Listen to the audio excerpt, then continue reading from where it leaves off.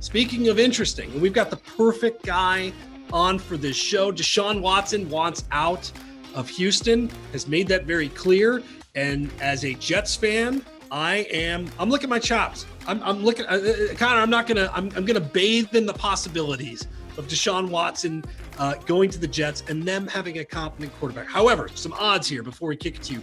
Texans even to land him. Jets plus 400. Miami plus 500. The Bears and Pats plus 900. The Bears going to get maybe a mulligan, albeit a very costly mulligan. Broncos and Washington are plus 100, and 49ers plus 1400. I feel like that 100 might be a typo. Maybe it's plus 1,000. Just saying. So, Connor, I guess the question I have as someone that wants this that I want to hope this into potential, right? What do the Jets do here? You know this organization extremely well. We've been texting about this stuff, right? So what do the Jets do, and do they have a shot at him? Well, they absolutely have a shot because they have as much ammo as anyone, right? And it starts with the number 2 pick. If you're the Texans, you're looking at your trade options and going, well, we're trading our 25-year-old franchise quarterback. We better have an option you're not going to replace Deshaun Watson, but to bring in the next guy to build our franchise around, Nick Caserio and obviously whoever they hire at head coach. You need to regain the fan base, and that's not going to be easy to do. And you want to put yourself in an opportunity maybe to draft Justin Fields or Zach Wilson to start that process.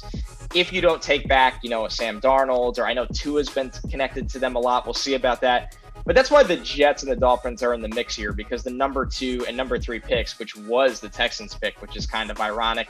Let's just start with the trade. It's going to start with 3 number 1s, right? And I think the magnitude of number 1s is different, right? If you're sitting here and talking about 3 number 1s that are projected at the end of the round, it doesn't really do much for the Texans. They need top picks. So the problem in all of this, guys, is we could talk about the Dolphins and the Jets, and now they have the ammo to give up 3 first-rounders and more. But Deshaun Watson has a no-trade clause, and he can dictate where he wants to go. If he doesn't want to pay state income tax on that contract, he can say, I'm not going to the Jets. No thanks. And I think these are real things that come into play here.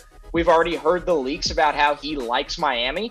He likes Brian Flores there. No state income tax. A roster that, quite frankly, they should have been in the postseason this year. They just came up a little bit short. He knows he can take them over the top. So there's a lot of variables here, and I think getting away from the Jets and the Dolphins and all of this is, if you're the Texans, you don't want to send Deshaun Watson to an AFC team. You want him in the NFC. You want him gone. So I look at the Panthers, who have a top 10 pick. They have a need at quarterback. They have an owner that's kind of the Steve Cohen of the NFL. He's very aggressive, willing to invest as much as possible. So I think when you look at this overall, the race is wide open. Now, I would not put the Jets at the top. I still think the Dolphins would be at the top, but I do think the sleepers here would be the Panthers and the 49ers, because I don't think people are talking enough about how important it is that the Texans want to get him to an NFC team instead. Yeah, and I'll just jump in here and say I think we are going to see an historic a trade package for Deshaun Watson. So we've seen over the last couple of years, Jared Goff, the Rams traded 2 first-round picks and some other picks to go get Jared Goff. We saw Washington give up 3 first-round picks for RG3. When you're talking about a quarterback who's already played at a Pro Bowl level, who has MVP potential in the prime of his career, already under contract, you're going to see, Connor, you said 3 first-round picks. I wouldn't even be surprised if it's several more than that, because the 2 teams that are competing for him in the Miami Dolphins and the New York Jets, the 2 teams that we think are the most likely, they can't afford to let the other one have him, right? Because if you're in a division with Josh Allen, Deshaun Watson, and Bill Belichick, you're going to be at the bottom for a while. So you have to go out and get him. I do think Miami is probably the most likely trade destination because they do have, 3 first-round picks. They have some other players maybe they could throw in there. I think they're a little closer to competing. But again, I think this is going to be an historic trade package for Deshaun Watson. I mean, the Jets got 2 first-round picks for a box safety. Not Exactly. bitter at all. I mean, But seriously, and so you start there. I think this really is a question about what you think of quarterbacks. What do you think of Tua?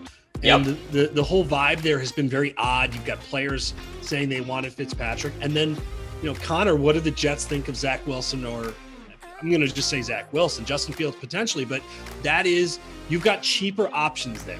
you've got your path to success. Like Deshaun Watson is obviously maybe a more immediate, but financially, if you think Tua is the guy, or you think Zach Wilson's the guy, and you can get them on rookie deals, so you already have two on a rookie deal, that's better for you. You've got capital if you're Miami. That's great for you. Draft capital that you can use on plenty of really good players, receivers, and then find out. So I think the Dolphins are in a really bizarre situation with Tua, where they have to make this evaluation on just so little time coming off a major injury, right? So I agree. Yeah.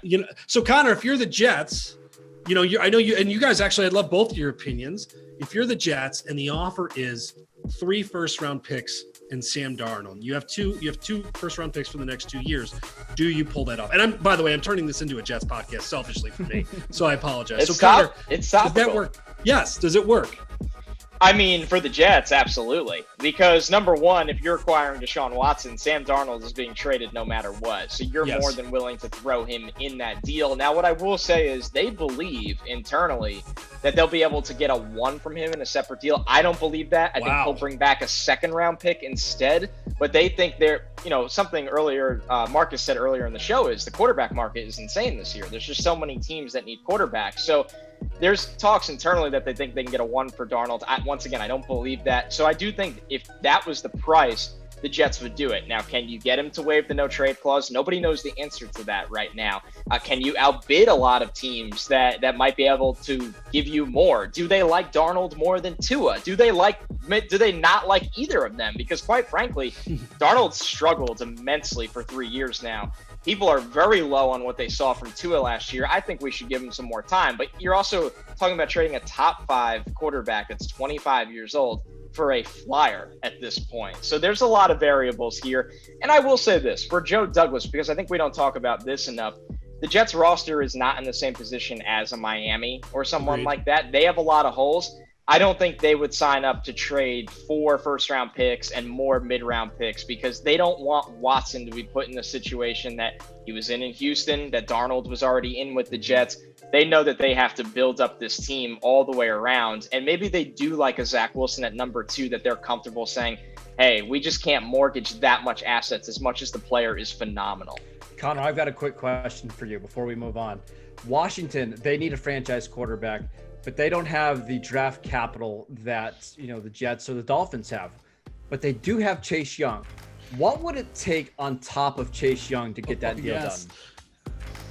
I still think 3 number 1s. And it's crazy because you're talking about one of the best young pass rushers in football already. But I think when you're looking at it, Ron Rivera has shown everyone Washington is going to be a problem in a pathetic division that is the NFC East. I mean, it really is a division that there's no reason he shouldn't be in the driver's seat for the next 2 years. So it's like the trade. We talk about Jamal Adams bringing back 2 1s, which is impressive, but we knew those picks were going to be in the 20s. It's actually shocking. It's 23 this year. A lot of people thought it would be closer to 30.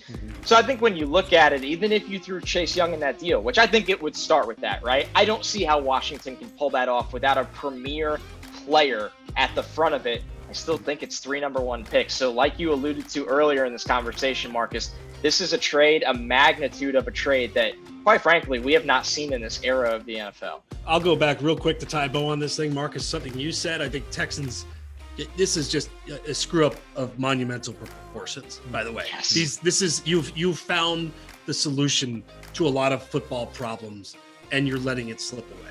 That's my final takeaway is yikes, because the way they've botched this and the reputational stuff from like Deshaun, all-time greats, it's nasty. And it's not just Bill O'Brien, right? That's the toughest part to see.